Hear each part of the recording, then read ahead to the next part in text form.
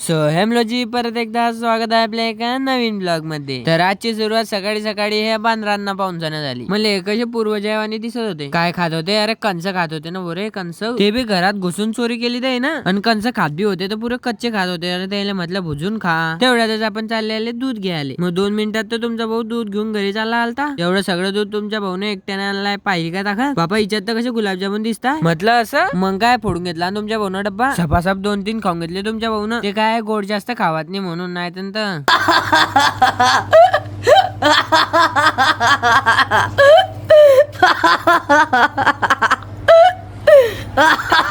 हे आपल्या सुमिटॉनचे बी जरा मेम्स गेम बनवा आणि करा त्याला व्हायरल. आपल्याला तर काही करता नाही तुम्ही, त्याला तर करून टाका. आता झालाय भाऊ उन्हाळा सुरू, मग काय लगेच गुल्फ्या घेऊन घेतल्या तुमच्या भाऊनं. आज आपल्याला जाणं होतं बाजार करायला, मग काय चालले आले लगेच. आणि हे बा एवढूशा जागीत घर बांधणं आखरी शेवटी इच्छापूर वाले भाऊ. हे बा भाऊ आले ना बाजार करायला. बाजार तर चांगलाच भरेल होता पण गर्दी ना होती. हे बा होई चालली गेली पण आपले रंगायची दुकान राहून गेले. आणि हे आपल्या मिरच्याचे भाव रे भाऊ, डायरेक्ट 100 रुपये किलो. मी बी खोलतो रे भाऊ मिरच्याचं दुकान. आणि इकडे चिचाई केल्या आल्या होत्या. हे बी आणतो आपल्या कॉलेज मधून तोडून सने केले इकडे. आणि इकडे या पोराने डायरेक्ट सुती बॉम्ब लावून दिला ना त्या कलर मध्ये.